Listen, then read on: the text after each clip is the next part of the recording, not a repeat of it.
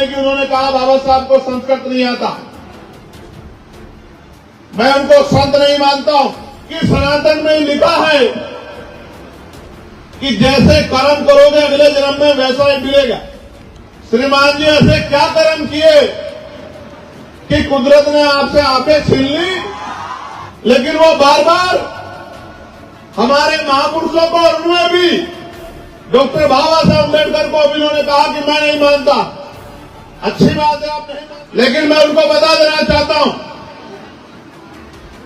आप मानो या ना मानो, लेकिन ये देश संविधान से ही चलेगा, ये बात याद रखो। और जिसको संविधान से दिक्कत हो वो कहीं और चला जाए।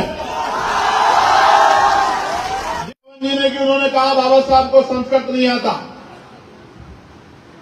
मैं उनको संत नहीं मानता हूं, और जो सनातन की मान्यता उनके अनुसार कोई दिव्यांग व्यक्ति जगत गुरु हो ही नहीं सकता। ये सनातन की मान्यता मैं नहीं कह रहा हूं, किसी से पूछ लो। मैंने सिर्फ इतना कहा था कि सनातन में लिखा है कि जैसे कर्म करोगे अगले जन्म में वैसा ही मिलेगा। तो आपने श्रीमान जी ऐसे क्या कर्म किए कि कुदरत ने आपसे आंखें छीन ली? मैंने यही बात कही, मैंने कोई अपराध नहीं किया, कोई टिप्पणी नहीं की।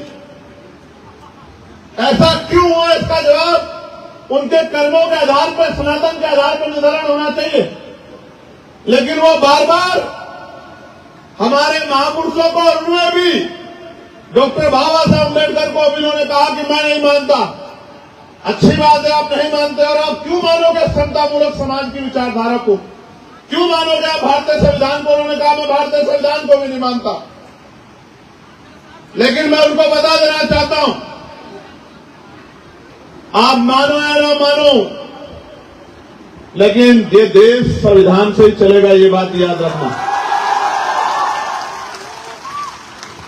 ये देश संविधान से चला है, संविधान से चल रहा है, संविधान से चलेगा।